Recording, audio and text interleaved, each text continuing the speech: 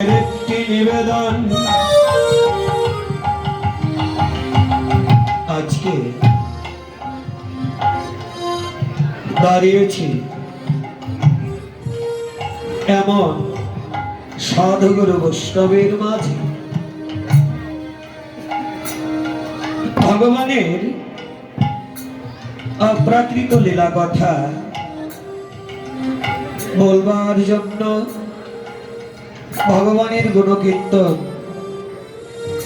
করবার জন্য, কিন্তু কৃষ্ণ কথা, ভগবানের লীলামৃত কথা, ভগবানের গুণকীর্তন করতে হলে, লীলা কথা বলতে হলে যে যোগ্যতার প্রয়োজন, যে গুণের প্রয়োজন, তার একটা গুণ, একটা যোগ্যতাও আমি অর্জন করতে পারি নাই, একেবারেই অযোগ্য।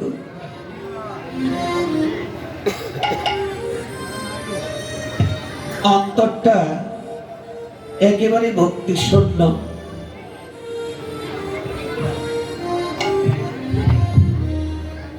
ভজনবিহীন, পাণ্ডিত্য নেই, এমনই একজন প্রসন্ন মানুষ। আমার মতো এমন প্রসন্ন মানুষ আর জগতে নেই। তেমন প্রসন্ন অযোগ্য হয়ে দাঁড়িয়েছি। কেন? আমি অযোগ্য হলেও আপনারা তো কেউ অযোগ্য নন, সকলেই যোগ্যজন, মহৎজন। সমস্ত যোগ্যজনের মধ্যে আমি একজনই কেবল অযোগ্য। সমস্ত যোগ্যজনার চরণে প্রার্থনা নিবেদন, আপনারা সবাই মিলে আমাকে একটু যোগ্য করে তুলবে। আমি তো অযোগ্য, একমাত্র আপনারাই পারবেন আমাকে একটু যোগ্য করতে। কি দিয়ে? অন্য কিছু দিয়ে নয়। আপনাদের মতো যোগ্যজনার একটু পদধূলি, চরণধূলি ভিক্ষা দিয়ে একটু আশীর্বাদ করুন, তাহাতে হয়তো আমি একটু যোগ্য হয়ে যেতে পারবো।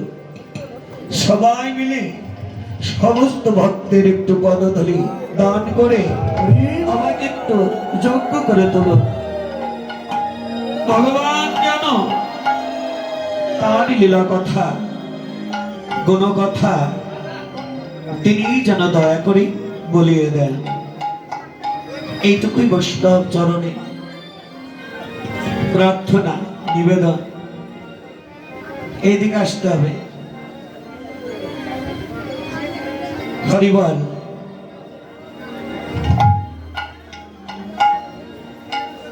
হরিবল, হরিবল। আজকে রজনী প্রভাত কাল হতে স্মরণ চিন্তন ধ্যান করছেন রাধা গোবিন্দের অষ্টকালীন লীলা রস মাধুর্য। পর্যায়ক্রমে আমাদের পূর্বে যে লীলাটি স্মরণ করেছেন, সময়কাল ছিল মধ্যাহ্নকাল। স্মরণের বিষয় ছিল ভানু পূজার ছলনায় কানু পূজা। লীলাটির নাম সূর্য পূজা। বর্তমানে আমরা যে লীলাটি স্মরণ করব, সময়কাল অপরাহ্নকাল। স্মরণের বিষয় ভগবান শ্রীকৃষ্ণের উত্তর গোষ্ঠ লীলা।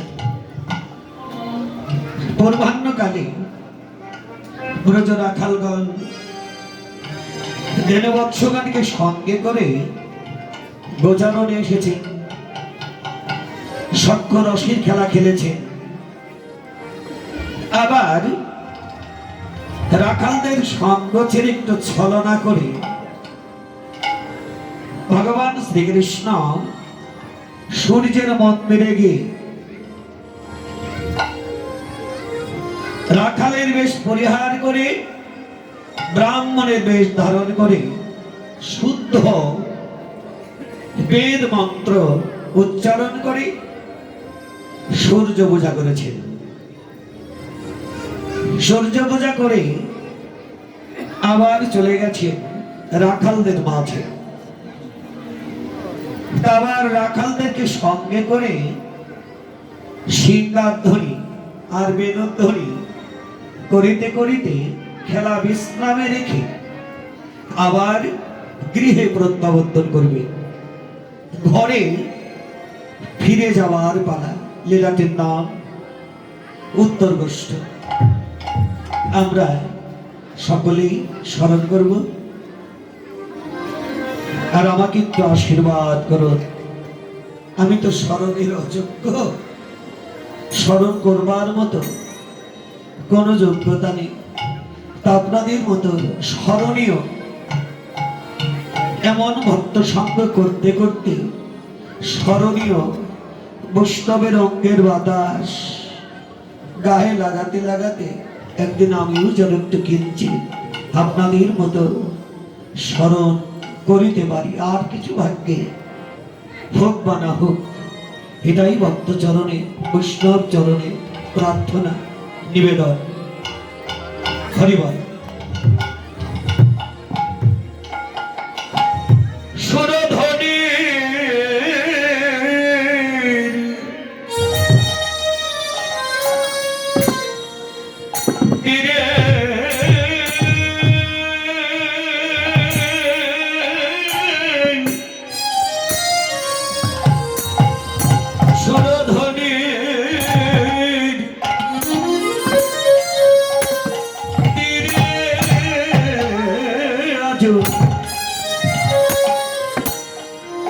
প্রাণ গৌর কিশোর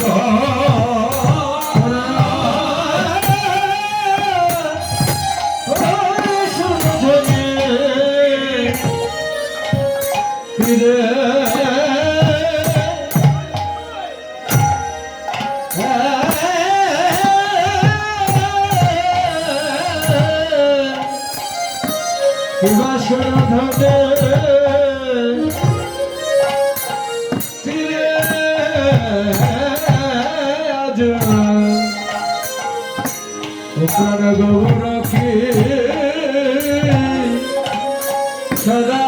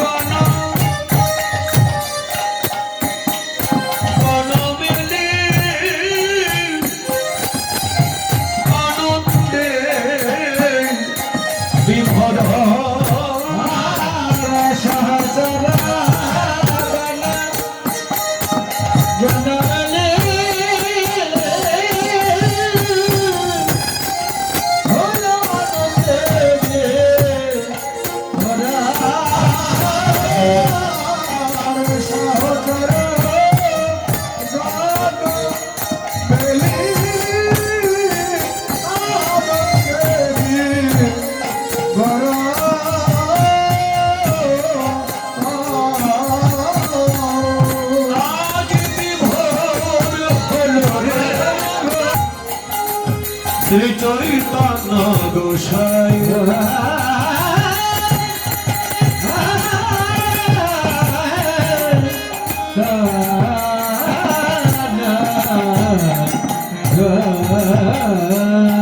সাই এ যে বেশি দিনের কথা নয়,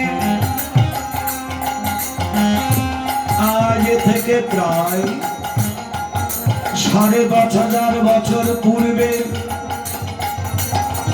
শ্রীধাম বৃন্দাবনে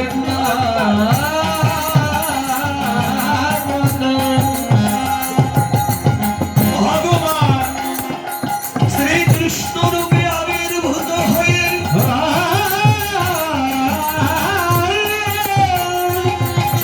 করেছিলেন কত মাধুর্য মণ্ডিত লীলা। আমাদের সেই লীলানায়ক শ্রীকৃষ্ণই মধুর বৃন্দাবনে লীলা শেষ করি রাধা কৃষ্ণ দুই অঙ্গ একাঙ্গ হয়ে নদিয়ায় হলেন শ্রী গৌর হরি। গৌর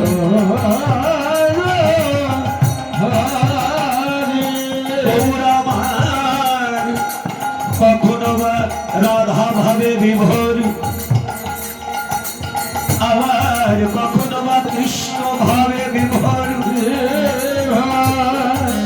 গৌরের এক স্বরূপ মাঝে দুহু আস্বাদন।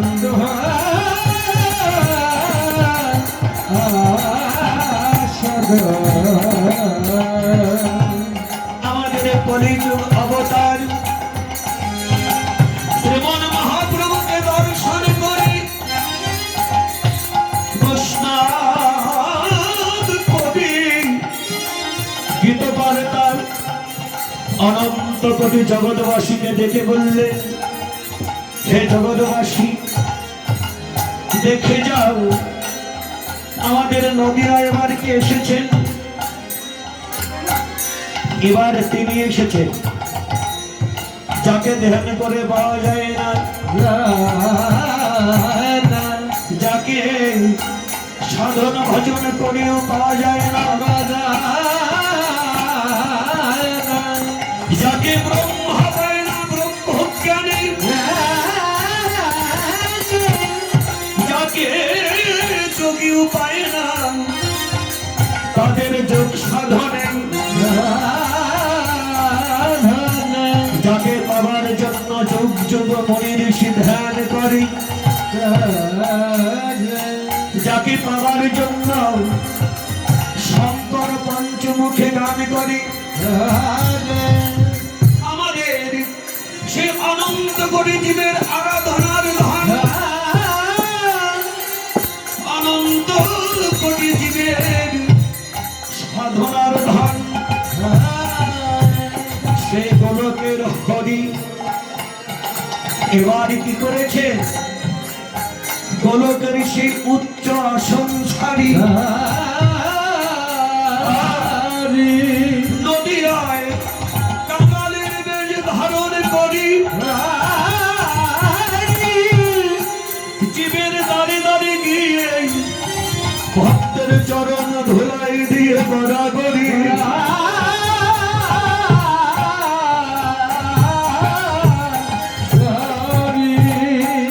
অনন্ত কোটি জীবকে ডেকে ডেকে বললেন, হে নগরবাসী পুরুষ নারী, ওগো ভাই তোমাদের দুটো হাতে ধরি, ওগো ভাই তোমাদের দুটো পায়ে পড়ি,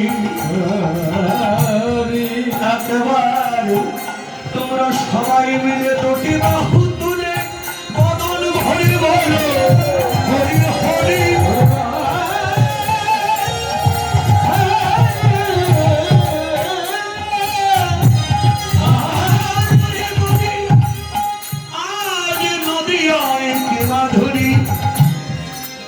এবারে নিজে হরি হয়ে নিজের বদনে বলছেন হরি,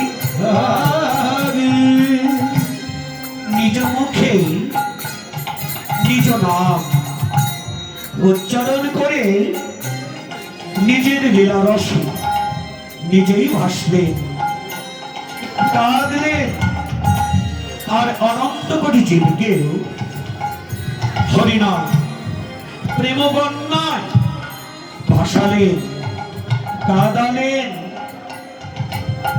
হরিনাম প্রেম বন্যায় ভাসতে বললেন, কাঁদিতে বললেন। কেমন কথা! কেন হরিনাম প্রেম বন্যায় কাঁদিতে বললেন, ভাসতে বললেন? উদ্দেশ্যটা কি? জীবের অন্তরে তো দুঃখ ছাড়া একজন মানুষও জগতে নেই।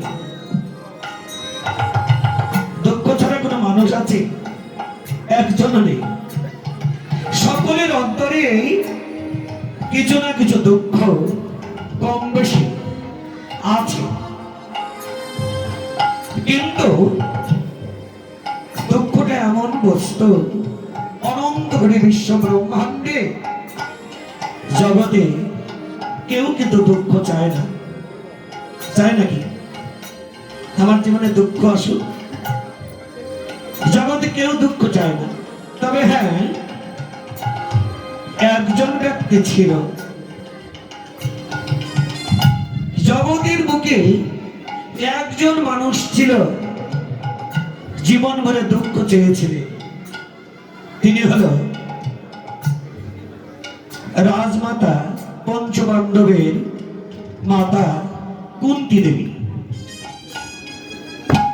আমাদের এই একজন মানুষ ছিল, শুধু জীবন ভরে দুঃখ চেয়েছিলেন। নাকি আর কেউ কোনোদিন দুঃখ চায়নি। দুঃখ চেয়েছিলেন শুধু কুন্তী দেবী। কবে, কখন? যেদিন হস্তিনাপুর থেকে কৃষ্ণ বিদায় নিয়ে চলে যায়, সমস্ত রাজ সিংহাসন যুদ্ধের পরে পঞ্চপাণ্ডবদের বুঝিয়ে দিয়ে বিদায় নিয়ে চলে গিয়েছিলেন। যাবার সময় কুন্তী মাতাকে ডেকে বলেছিলেন, পিসিমা, তোমাদের পুত্রগণকে সবকিছু সঠিকভাবে আমি বুঝিয়ে দিয়েছি। কারো অন্তরে আর কোনো বা দুঃখ বা আর কোনো কিছু অপূর্ণতা নেই।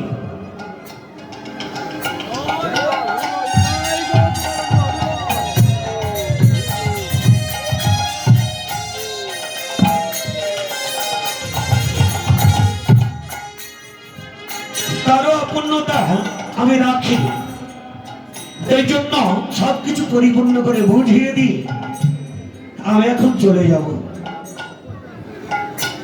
তা চলে যাব পিসিমা? তা তুমি তো আমার পিসিমা। তা যাবার সময় তোমারও যদি আর কিছু চাওয়ার থাকে, আমার কাছ থেকে কিছু পাওয়ার থাকে, পিসিমা আমি তোমাকে প্রতিশ্রুতি দিচ্ছি, আমি তো চলে যাব। তা তুমি আমার কাছে যা চাইবে যাবার সময় আমি তোমাকে তাই দিয়ে যাব। বলো পিসিমা, তুমি নিজের অন্তর থেকে তুমি বলো তোমার কি কি চাওয়ার আছে, কি চাও? তখন কুন্তী দেবী বলেছিলেন, হে কৃষ্ণ, তোর কাছে আমি কি চাইবো রে বাবা? তোর কাছে আমি শুধু এটাই চাইবো, এইটুকু চাইবো, জীবনে এমন কিছু থাকলে, যা থাকলে আমি জীবন থেকে তোকে যেন হারিয়ে না ফেলি। সেই বস্তুটা তুই আমাকে জীবন ভরে দিয়ে রাখবি। সেটা কি? সেটা হলো দুঃখ। জীবনে দুঃখ যদি থাকে, পদে পদে যদি দুঃখ থাকে, সমস্ত দুঃখের মধ্যে আমি জীবন ভরে তোকে স্মরণ করতে পারবো রে বাবা। সব সময় তোকে আমি স্মরণ করতে পারবো। এই জন্য দুঃখ ছাড়া অন্য কিছু যদি চাই, সম্পদ, বাড়ি গাড়ি, টাকা পয়সা, ঐশ্বর্য, এই সমস্ত থাকলে আমি যে তোকে ভুলে যাবো রে বাবা। এই জন্য যা দিলে আমি তোকে বলে না যাই সেটা হলো দুঃখ। তুই জীবন ভরে আমাকে শুধু দুঃখ দিয়ে রাখবি। এই দুঃখ চেয়েছিলেন মাত্র একজন মানুষ। অনন্ত কোটি বিশ্ব ব্রহ্মাণ্ডে আর দেখা যায় না কেউ দুঃখ চায়। অনন্ত কোটি জীবের অন্তরে দুঃখ, দুঃখময় জীবের জীবন। তা দুঃখময় জীবন থেকে অনন্ত কোটি জীবকে সুখময় করবার জন্য, অনন্ত কোটি জীবের দুঃখ বেদনা চাপা অন্তর থেকে দূর করবার জন্য মহাপ্রভু আবার ভগবত্তা লুকিয়ে ভক্তভাব অঙ্গীকার করে গলেতে বসন নিয়ে অপরাধীর মতো দিনহীন কাঙাল সেজে নদিয়া এলে।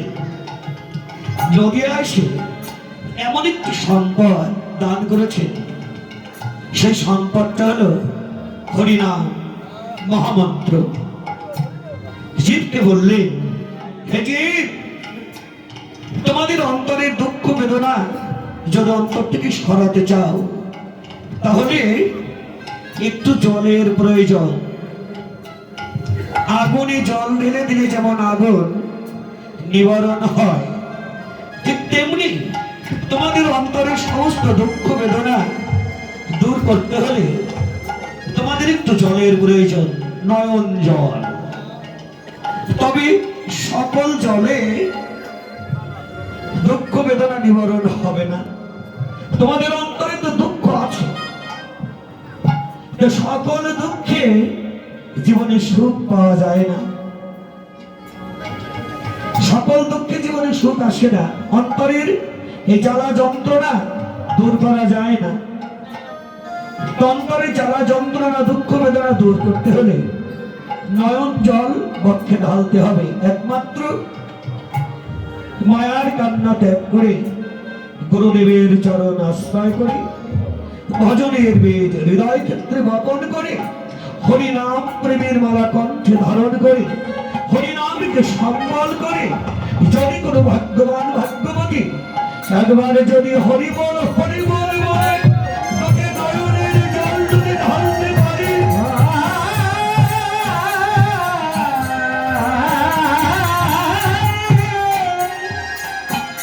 বদনে হরিনাম করে নয়ন জল মুখে ঢালতে থাকো, তাহলেই তোমাদের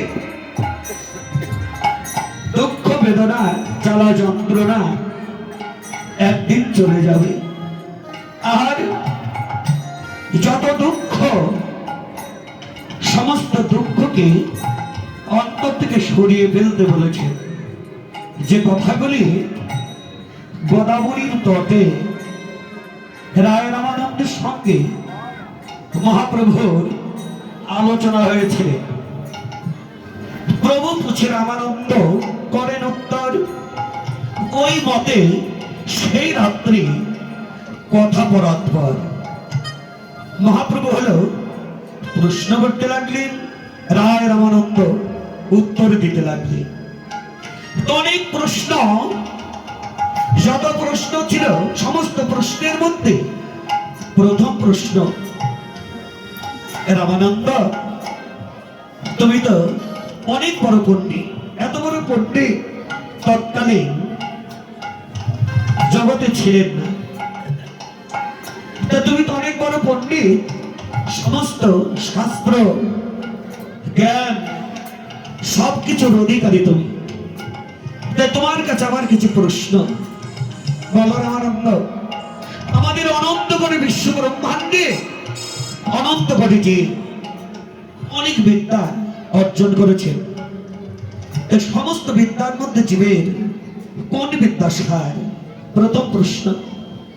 রায় কহে, কৃষ্ণ ভক্তি বিদ্যা বেনে জগতে বিদ্যা নাহিয়া। বিদ্যা যদি অর্জন করতে হয়, কৃষ্ণ প্রেম ভক্তি বিদ্যা অর্জন করো, তাহলে সকল বিদ্যার মূল্য থাকবে। রামানন্দের উত্তর শুনে মহাপ্রভু আনন্দে আত্মহারা। দ্বিতীয় প্রশ্ন করলেন, রামানন্দ বলো, সম্পত্তির মধ্যে কোন সম্পত্তি জীবের গণি? জীবের তো অনেক সম্পদ আছে,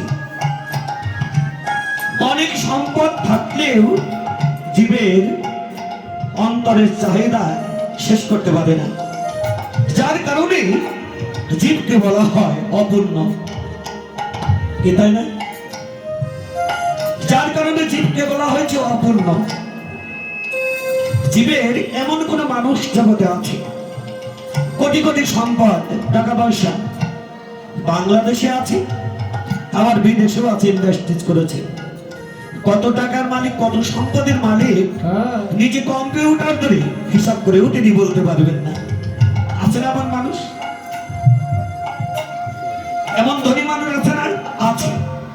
কিন্তু এত ধন সম্পদ তারা আছে, নিজে হিসাব করে বলতে পারবেন না আমি কত সম্পদের মালিক। তবু সেই মানুষটা সম্পদের পেছনে এমন ভাবে লেগে আছে, আরো তার প্রয়োজন, আরো চায়।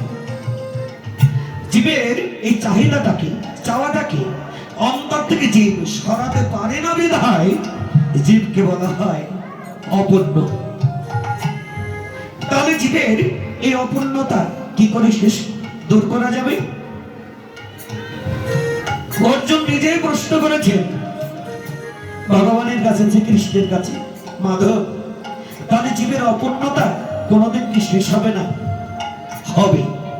যে কথাটা ভগবান নিজেই বলেছেন গীতায়, জমলব্ধা চাপরং লাভ মন্নতি নাধিকান তত। যাকে লাভ করলে, যে সম্পদ পেলে জীবের সমস্ত চাওয়া পাওয়া, অভাব অনটন অন্তর থেকে চলে যায়, সেই সম্পদটাই হলো একমাত্র ভগবানের যুগল চরণ সম্পদ। যাকে পেলে সমস্ত চাওয়া পাওয়া, অভাব অনটন চলে যায়, জীবের অপূর্ণতা চলে যায়, তখন জীব হয়ে যায় অন্য ব্রহ্মের সঙ্গে। জীব হলো বিন্দু, ভগবান হলো সিন্ধু। ভগবান হলো পূর্ণ ব্রহ্ম, আর পূর্ণ ব্রহ্মের ক্ষুদ্রাতি ক্ষুদ্র অংশ হলো অগণিত জীব। তাই ক্ষুদ্র জীব জগতে আসেন, কতবার যে জগতে আসেন, তেমনি করে জগতে জগৎ জনম জনম করে জীব আসা যাওয়া করে। জনম ভ্রমণ করতে করতে যেদিন ভগবানের সঙ্গে জীব যুক্ত হবে, সেদিন জীবের অপূর্ণতা থাকে না, ভগবানের সঙ্গে একাকার হয়ে যায়। খালের জল, নদীর জল, পুকুরের জল, টিউবওয়েলের জল কেউ যদি তুলে নিয়ে সাগরে ঢেলে দেয়, সাগরের সঙ্গে যেমন একাকার হয়ে যায়, ঠিক তেমনি জীব জগতে আসে, কর্মফল অনুসারে আবার এই জগৎ ছেড়ে চলে যায়। অনেকজন অনেক জায়গায় চলে যায়। জগৎ এসেছেন, আপনার কর্ম যেমন পরবর্তী জনমটাও ঠিক তেমনি হবে কর্ম অনুসারে। কেউ যাবে শিবলোকে, কেউ যাবে চন্দ্রলোকে, কেউ যাবে সূর্যলোকে, কেউ যাবে ইন্দ্রলোকে, কেউ যাবে ব্রহ্মলোকে। কর্মফল অনুসারে জীব অনেকজন অনেক জায়গায় চলে যায়। তা যে যেখানেই যাওক না কেন, আবার তাকে এই জগতে আসতেই হবে। স্বর্গেও যদি যায়, অনেকজন স্বর্গের সুখ কামনা করে, আমি স্বর্গে যদি যেতে পারতাম, কিন্তু স্বর্গেও কিন্তু জীবের আসল ঠিকানা নয়। প্রকৃত আসল ঠিকানাটাই হলো অনন্ত কোটি জীবের একমাত্র গোবিন্দের যুগল চরণেই হলো আসল ঠিকানা। যতদিন পর্যন্ত জীবের সে গন্তব্য স্থানে জীব যেতে না পারবে, গোবিন্দের চরণ সেবায় না লাগবে, ততদিন জীবকে বলা হয় অপূর্ণ। এই জন্য প্রশ্ন করেছে সম্পত্তির মধ্যে কোন সম্পত্তি জীবের গণে? রায় কহে রাধা কৃষ্ণ প্রেম যার, জগতে তাকেই ধনী বলে মানে।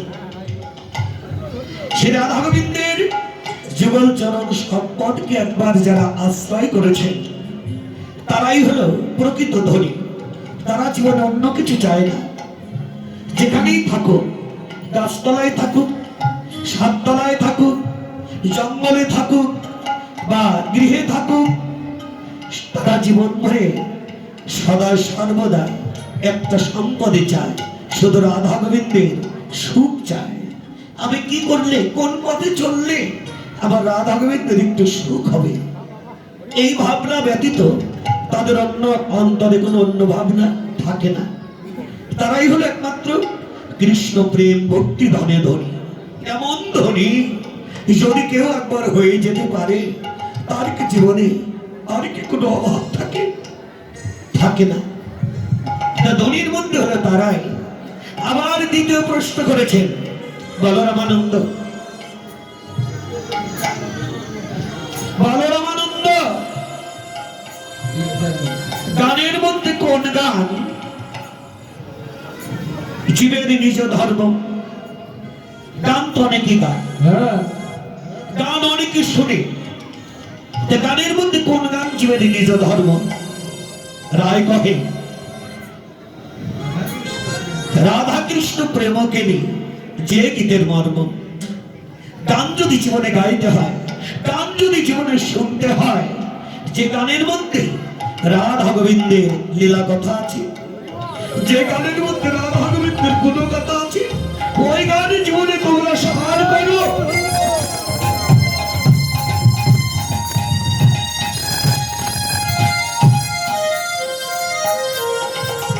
আবার প্রশ্ন করেছে রামানন্দ, বলো শ্রেয়র মধ্যে কোন শ্রেয় জীবের সার? রায় কহে একমাত্র কৃষ্ণ ভক্তের সঙ্গ বিনা জগতে শ্রেয় নাহিয়া। কথা যদি বলতে হয়, হরি কথা কও, গোপী ভাব লও। সঙ্গ যদি করতে হয়, বাদের সঙ্গ ত্যাগ করো, একমাত্র কৃষ্ণ ভক্তের সঙ্গ করো। কৃষ্ণ ভক্তের অঙ্গ ধরো, কৃষ্ণ ভক্তের অঙ্গের বাতাস গায়ে লাগাতে থাকো, কৃষ্ণ ভক্তের পদ ধরে গায়ে লাগাতে থাকো। তাহলে জনম ধন্য হবে, সার্থক হবে।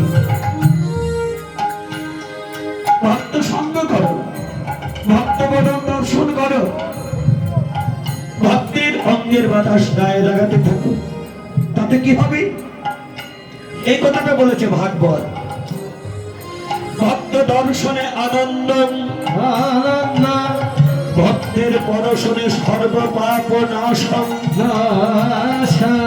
ভক্তের প্রসাদে লাভ হয় পরম গতি,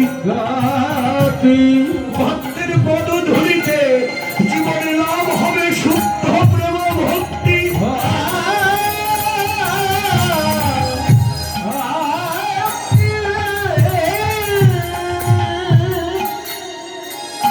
এটা বলেছেন আমাদের ভাগবতে। আবার মহাপ্রভু বলেছেন হরিকথা কৃষ্ণ কথা শ্রবণ করলে তাতে জীবন লাভ কি? হরিনাম করলে জীবনের লাভ কি? প্রত্যেকটি গ্রামে গ্রামে হরিনাম সংকীর্তন হয়। কত দূর দূরান্ত হতে কত সাধুগুরু বৈষ্ণব ভক্তের মাঝে ছুটে আসে, কত আকাঙ্ক্ষা নিয়ে, অন্তরে বাসনা নিয়ে হরিকথা কৃষ্ণ কথা শ্রবণ করবার জন্য, সাধক সঙ্গ করবার জন্য। অনেকে হরিনাম সংকীর্তন করে, কৃষ্ণ কথা শ্রবণ করে, সাধক সঙ্গ করে। এর মধ্যে আরো কি কি সম্পদ আছে এটা বলেছেন মহাপ্রভু। 8টি শ্লোক, তার মধ্যে প্রথম শ্লোকে বলেছেন চেত দর্পণ মার্জনম ভব মহাদবগ্নি নির্বাপনম শ্রেয় কৈরব চন্দ্রিকা বিতরণম বিদ্যাবোধ জীবনম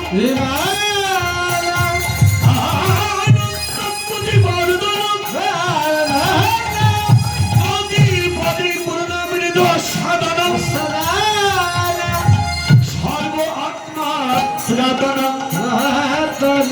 পরম বিজয়তে শ্রীকৃষ্ণ কীর্তন।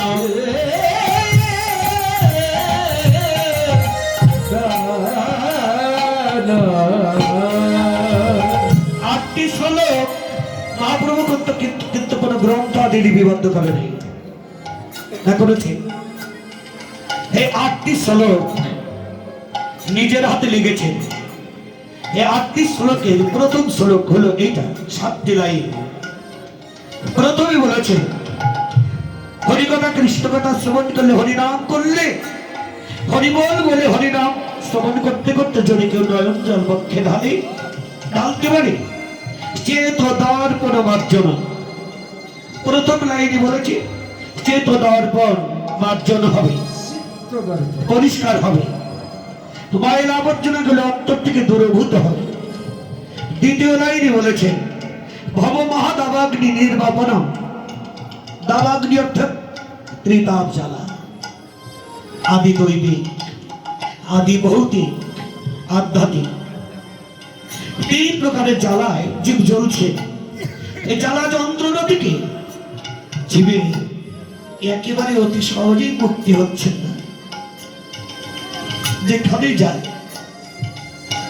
যেভাবেই থাকুক এই দুঃখ বেদনা থেকে জীবে মুক্তি পাওয়াটা বড় কঠিন। এই জন্য এই দুঃখ বেদনা জ্বালা যন্ত্রণা থেকে মুক্তি পাওয়ার একটা সহজ উপায় করে দিয়েছে, সেটা হলো একমাত্র হরিনাম। এই দুঃখ বেদনা জ্বালা যন্ত্রণা থেকে যদি মুক্তি পেতে চাও, যার অন্তরে যত দুঃখ বেদনাই থাকুক না কেন, যদি হরিনামের মাঝে এসে সাধু সঙ্গে এসে হরিনাম শ্রবণ করতে করতে যদি দুঃখটা নয়ন জল যদি কেউ যদি মনকে ঢেলে দিতে পারে, তাহলে জীবের সমস্ত জ্বালা যন্ত্রণা দুঃখ বেদনা অন্তর থেকে চলে যাবে।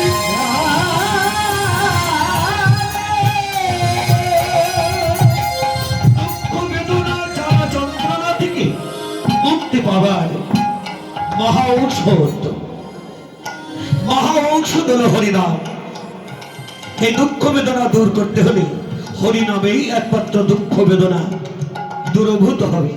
অন্য কোন ঔষধ নেই, অন্য কোন মেডিসিন নেই। জীবনের দুঃখ বেদনা দূর করবার মেডিসিন হলো একমাত্র হরিনাম মহামন্ত্র। কেউ যদি হরিবল বলে নয়ন জলে ভাসতে পারে, হা কৃষ্ণ গোবিন্দ বলে ভক্তের চরণ ধরাই যদি হারা করে দিতে পারে,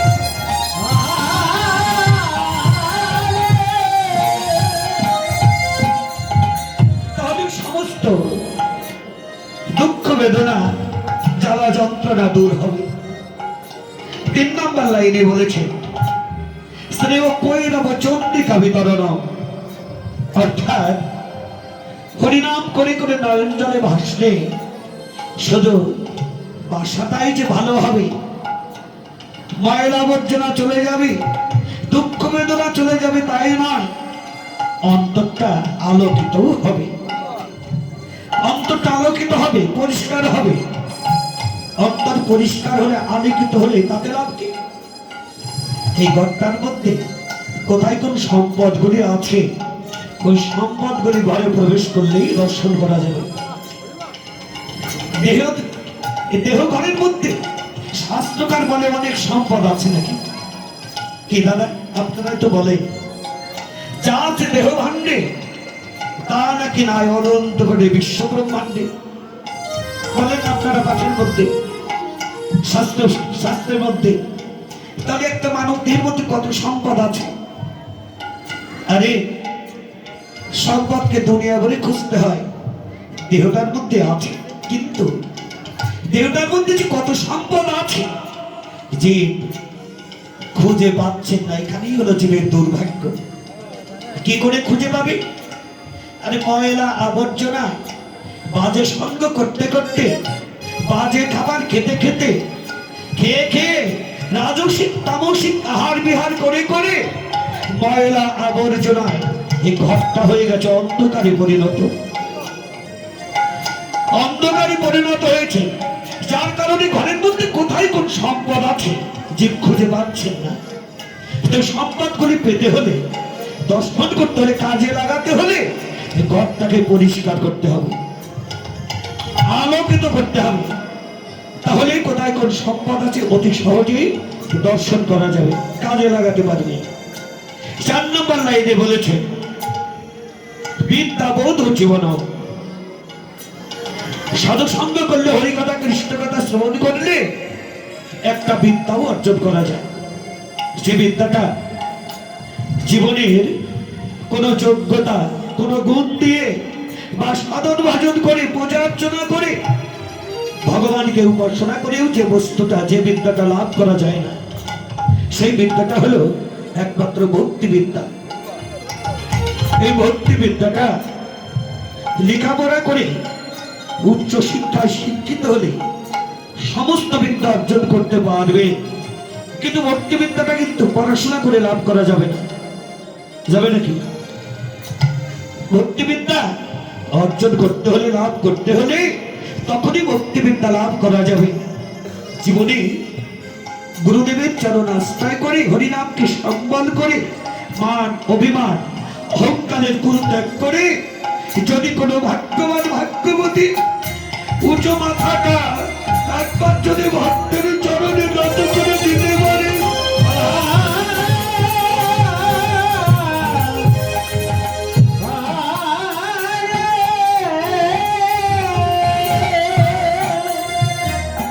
ভক্তের চরণ ধরে গায়ে লাগাতে লাগাতে জীবনে ভক্তি বিদ্যা লাভ হবে। ভক্ত চরণে মাথা যত নত হবে ততই জীবনে ভক্তি লাভ হবে। আর ভক্তি যার যত বেশি হবে, ভগবান তার তত নিকট হবে। ভগবানের তো অন্য কোনো কিছুর অভাব নেই, আছে নাকি দাদা? ভগবানের কি অন্য কিছুর অভাব আছে? ভগবানের তো দুইটি ভগবত্তা, একটা ঐশ্বর্য আর একটা মাধুর্য। ভগবানের সব কিছু আছে, নাই কেবল একটা সম্পদ। কি সম্পদ? শুধু ভক্তি সম্পদটাই ভগবানের কাছে নেই। ভক্তি নাই ভগবানের কাছে নেই। তাহলে ভক্তি আছে কার কাছে? ভক্তি আছে একমাত্র ভক্তের কাছে। আর এই ভক্তি সম্পদ, ভক্তিবিদ্যা যতদিন অর্জন করা না যাবে ততদিন ভগবানকে লাভ করা সম্ভব নয়।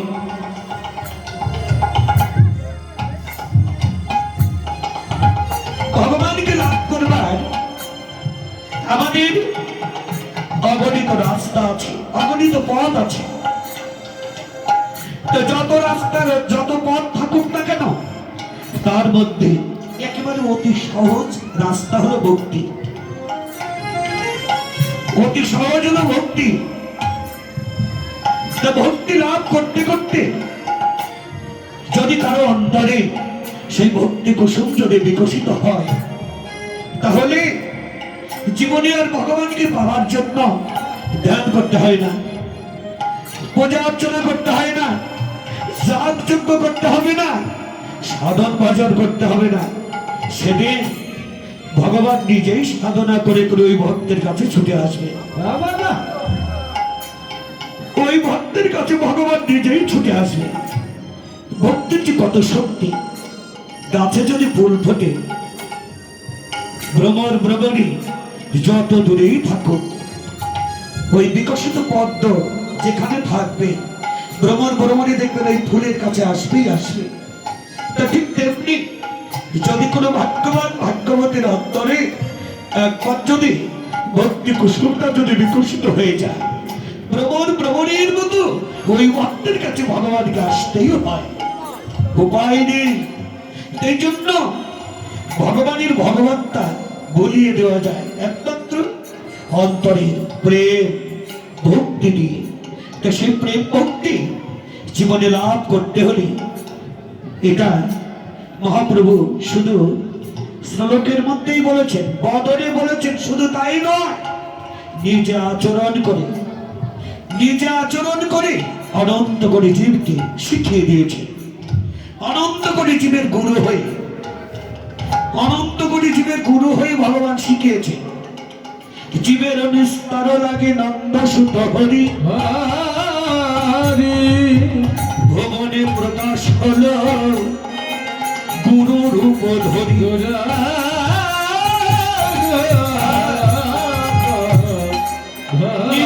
হরি ভগবানটা লুকিয়ে গলাতে বসন নিয়ে কাঙাল সেজে অপরাধীর মতো অনন্ত কোটি জীবের দ্বারে দ্বারে গিয়ে বাদনে হরিবল বলে ভক্তের চরণ ধোলায় গড়িয়ে গড়িয়ে কাঁদলে, আর অনন্ত কোটি জীবকেও বললে, ও ভাই, তোমরাও যদি জীবনে ভক্তিবিদ্যা অর্জন করতে চাও, ভক্তি কুসুম যদি অন্তরে বিকশিত করতে চাও, তাহলে সময় থাকতে তোমরাও গুরুদেবের চরণ আশ্রয় করো, ভজনের মেয়ে হৃদয় ক্ষেত্রে বপন করো, হরিনামকে জীবনে সম্বল করে মান অভিমানের উচ্চ আসন ত্যাগ করে একটু ভক্তের মাঝে আসো। ভক্তের মাঝে এসে উঁচু মাথাটা এই ভক্তের চরণে নত করে দিয়ে এই ভক্তের চরণ ধরে তোমরা ওকে মাখো। ভক্তের চরণ ধুলে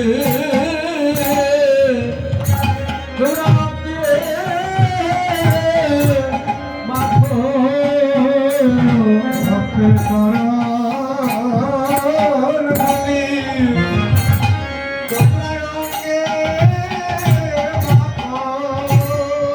ভক্তের চরণ ধুলে